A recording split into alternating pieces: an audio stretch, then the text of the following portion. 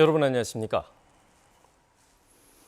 어제 광주와 전남 지역에서는 코로나19 신규 확진자가 3명만 나오는 등 최근 비교적 안정세를 유지하고 있습니다. 이런 가운데 코로나19 백신을 접종하고 일상을 좀 더 빨리 회복하자는 분위기가 더해지면서 예방접종이 속도감 있게 진행되고 있습니다. 특히 전라남도와 광주시가 전국에서 가장 높은 접종률을 보이고 있습니다. 백신 접종 현장을 이성각 기자가 취재했습니다. 예약 시간에 맞춰 병원을 찾은 시민들이 긴장된 모습으로 코로나19 백신 접종을 기다립니다. 기다림도 잠시, 접종은 순간입니다. 접종 후에 30분간 자리 이동 없이 대기하고 계실게요. 혹시나 백신을 맞고 이상이 있을까 막연한 불안감도 있었지만 접종 후에는 마음도 한결 편해졌습니다. 놀란다고 했었는데 그냥 몸을 위해서도 나 몸을 위해서도 맞아야 안 쓰겠습니까? 그래서 그냥. 화순군 전체 인구 대비 백신 접종률은 28.4%, 전국 평균 12.4%에 배를 훌쩍 넘는 수치입니다. 60세에서 74세 사이 접종 예약률도 85%를 넘어서 전국 평균보다 10%포인트가량 높습니다. 접종 예약률을 더 높이기 위해 예약 마감을 앞두고 임시 콜센터를 열어 접종 안내와 예약을 돕고 있습니다. 코로나 예방접종 사전 예약하셨을까요? 예약 기간이 내일까지라 전화 한 번 더 드렸어요. 화순군의 높은 접종률과 예약률은 행정의 교통편 등 백신 접종을 위한 편의 제공과 마을 이장, 통반장들의 적극적인 참여가 함께 일군 성과입니다. 다가호 방문해가지고 이상 반응에 대한 점검, 또 막연한 백신 접종에 대한 두려움을 해소해 주신 부분이 가장 큰 역할을 했다고 생각을 합니다. 화순을 포함한 전남의 인구 대비 접종률은 20.1%로 전국에서 가장 높고 광주도 13.4%로 광역시 가운데 1위를 기록하고 있습니다. KBS 뉴스 이성각입니다. 네, 백신 접종 우선 대상자는 아니지만 좀 더 일찌감치 백신을 맞고 싶으신 분들 많으실 겁니다. 이런 분위기에 예약 취소로 인한 잔여 백신 접종이 가능한지를 확인하는 문의 전화가 병원마다 늘고 있다고 합니다. 그러나 광주와 전남 지역의 경우 백신 접종률이 상대적으로 높고 예약 취소도 크게 줄면서 잔여 백신 접종도 쉽지 않다고 합니다. 이어서 최승현 기자입니다. 자녀 셋을 둔 40대 직장인 이원규 씨. 3주 전 자녀 백신 접종 예약을 한 뒤 2주 만에 아스트라제네카 백신 1차 접종을 마쳤습니다. 업무 등으로 사람을 만나는 일이 잦다 보니 서둘러 백신을 접종한 겁니다.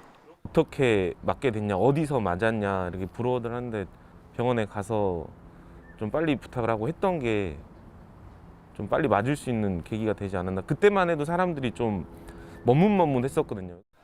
하루 평균 120여 명이 백신을 맞는 광주의 한 위탁 의료기관. 최근 들어 자녀 백신의 물량이 있는지, 언제쯤 맞을 수 있는지 묻는 전화 문의가 크게 늘었습니다. 하지만 자녀 백신 접종자는 하루 평균 5명 안팎에 불과해 예약 대기자만 100명을 넘습니다.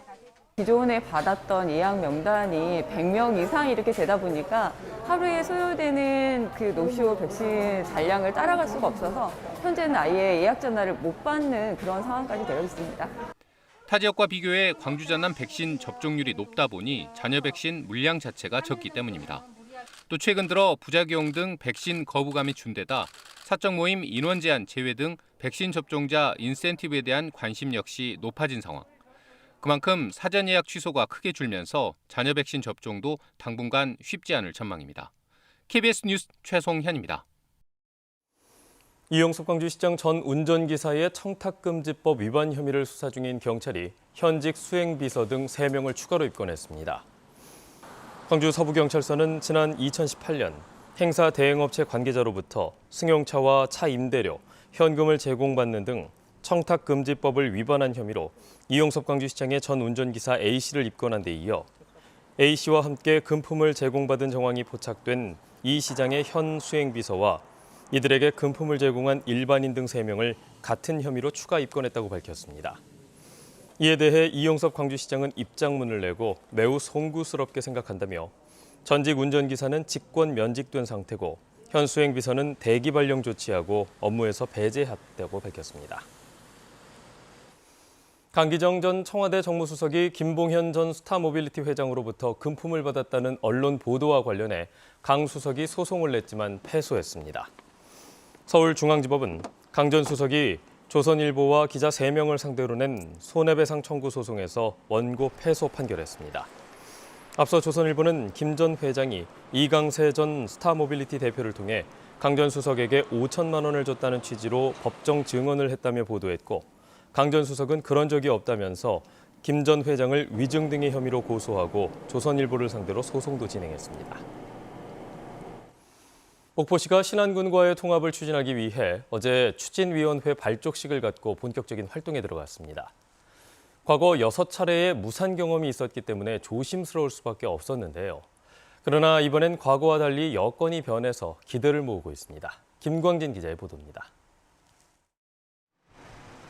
목포, 무안, 신안 등 3개 시군의 첫 무안반도의 통합 논의는 지난 1994년 5월로 거슬러 올라갑니다. 당시 목포 시민들의 찬성률은 98.3%, 하지만 무안군의 반대가 56%에 달해 무산됐습니다. 5개월 뒤 이번엔 신안군을 포함해 다시 협상에 들어갔지만 결렬돼 논의는 중단됐습니다. 이처럼 목포와 무안, 목포와 신안 또는 목포, 무안, 신안 3곳이 동시에 통합하려는 시도는 지난 1990년대부터 2012년까지 6차례나 있었지만 무안군과 신안군 등의 반대로 번번이 무산됐습니다. 이런 가운데 다시 목포시의 25명의 위원으로 통합추진위원회가 꾸려져 발족식을 갖는 등 통합 논의가 본격화됐습니다. 이제 물꼬를 트기 시작했습니다. 트기 시작한 이 물꼬를 어떻게 마무리할 것이냐 하는 문제가 우리한테 과제로 남아있기 때문에 특히 목포시와 신안군이 최근 섬발전진흥원을 유치하는데 신안군의 양보 등으로 협력하는 분위기가 형성되면서 통합의 기류는 긍정적입니다. 여기다 최근에는 지방 소멸 위기론까지 대두되면서 생존과 발전을 위해 통합에 대한 욕구는 더 커진 모양새입니다. 살아남기 위해서는, 더 발전하기 위해서는, 소멸되지 않기 위해서는 통합을 거쳐서 방역 행정 시스템을 갖추지 않으면 안 된다고 하는 것이 어찌 보면 오늘의 현상일지도 모릅니다. 신안군도 이에 앞서 지난 4월 통합추진위원회를 꾸리고 준비에 들어갔습니다. 무안반도 통합 시도가 단순히 7번째로 기록될 것인지 아니면 실제 통합으로 이어질지 관심이 커지고 있습니다. KBS 뉴스 김광진입니다. 새콤달콤한 맛으로 인기가 높은 체리는 대표적인 수입산 과일이지요. 그런데 최근에는 국내에서도 이 체리를 재배하는 농가가 늘고 있습니다. 수입산에 비해 당도가 높고 친환경적인 국내산 체리를 찾는 소비자가 늘면서 대체 작물로 주목받고 있습니다. 정아람 기자가 보도합니다. 나뭇가지마다 빨간 열매가 주렁주렁 열렸습니다. 라핀 품종의 국내산 체리입니다. 7년 전 10,000제곱미터 부지에 체리나무를 심기 시작한 농장주 조대환 씨. 중국을 오가며 연구한 결과 실패를 거듭한 끝에 올해 2톤이 넘는 체리를 수확했습니다. 경사도를 한 15도 이내로 해서 물 빠짐이 좋게 하고 이 토질 자체를 마사토로 만들면서 토양과 배수 등 재배 조건이 까다로운 작물로 알려졌지만 체리는 재배 기간이 다른 과일에 비해 짧아 개화 후 2달 정도면 수확을 할 수 있다는 장점이 있습니다. 항산화 물질이 풍부해 인기가 높은데 수입산에 비해 방부제 걱정이 적다 보니 소비량도 꾸준히 늘고 있습니다. 보시는 것처럼 검붉은 수입산 체리에 비해 국산 체리는 색이 더 옅고 당도도 더 높습니다. 순천의 100여 농가를 비롯해 여수와 광양, 고흥 등 전남 동부권에서만 120여 개 농가가 국내산 체리를 재배하고 있습니다. 3.3제곱미터당 생산 단가도 높아 매실이나 복숭아 등의 대체 작물로 체리를 선택하는 농가도 늘고 있습니다. 길어봐야 2, 3일 안에 다 드실 수 있으니까 신선함이 강점이 아닐까. 기후변화 등 달라지는 농업 환경 속에 국내산 체리 재배가 대안으로 떠오르면서 품종 선택과 기술 지도 등 자치단체 차원의 지원도 필요해 보입니다. KBS 뉴스 정아람입니다.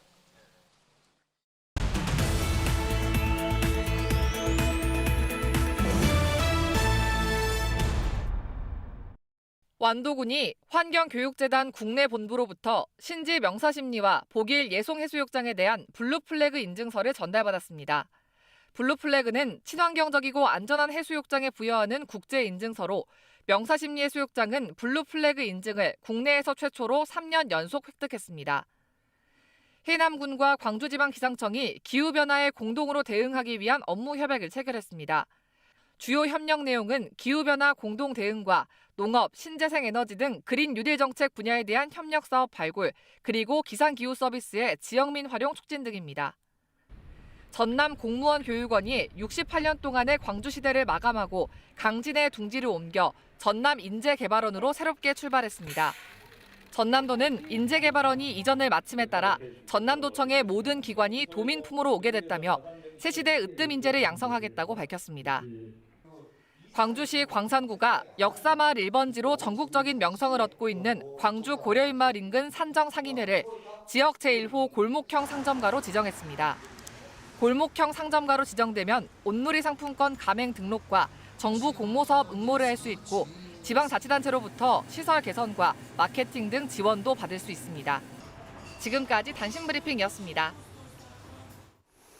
5.18 사적지인 옛 505 보안부대 터를 역사공원으로 만드는 과정에서 발견된 방공호에 대해 체계적인 조사가 시급하다는 지적이 나오고 있습니다. 근로정신대 할머니와 함께하는 시민 모임은 옛 505 보안부대 안에 있는 방공호 2곳 중 한 곳에서 일본군 지휘소로 추정되는 성인 30명 이상이 모일 수 있는 공간과 전기시설 흔적이 발견됐다며 방공호 구축 경위와 용도에 대한 체계적인 조사가 필요하다고 밝혔습니다. 아동 양육시설 등에서 생활하다 사회로 나가야 하는 보호 종류 청소년들의 자립을 돕기 위한 센터가 광주에 문을 열었습니다. 삼성전자는 어제 이용섭 광주시장과 이병훈, 양향자 국회의원, 삼성 임원 등 40여 명이 참석한 가운데 광주 서구 쌍촌동에서 지상 5층 규모의 삼성 희망 디딤돌 광주센터 개소식을 열었다고 밝혔습니다. 삼성 희망 디딤돌은 아동시설 등에서 생활하다 만 18세가 돼 사회로 첫걸음을 내딛는 청소년들이 안정적인 환경에서 자립을 준비할 수 있도록 주거 공간과 교육을 제공하는 프로그램입니다. 맥쿼리 자산운용이 광주와 전남 일부 지역에 도시가스를 공급하는 해양에너지 인수를 추진하고 있는 것과 관련해 광주 지역의 시민사회단체들이 반발하고 나섰습니다. 투기자본의 해양에너지 인수 저지와 도시가스 요금 인하를 위한 시민대책위원회는 어제 기자회견을 열고 맥쿼리가 해양에너지를 인수하면 제2순환도로처럼 대규모 시설 투자를 빌미로 차입 경영을 하고 도시가스 요금 인상을 시도할 것이라고 주장했습니다.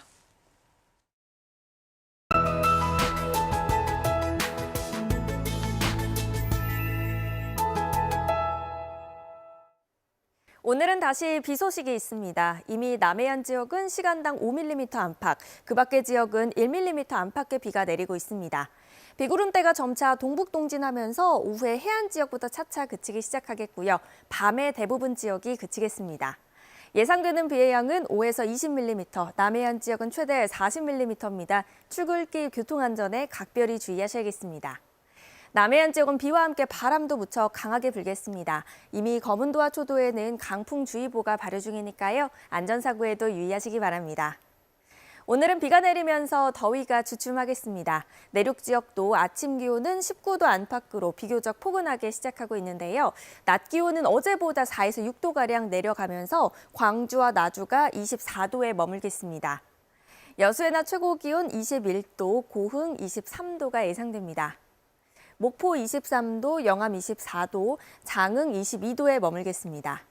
신안을 비롯한 그 외 도서 지역은 22도 안팎까지 오르겠습니다.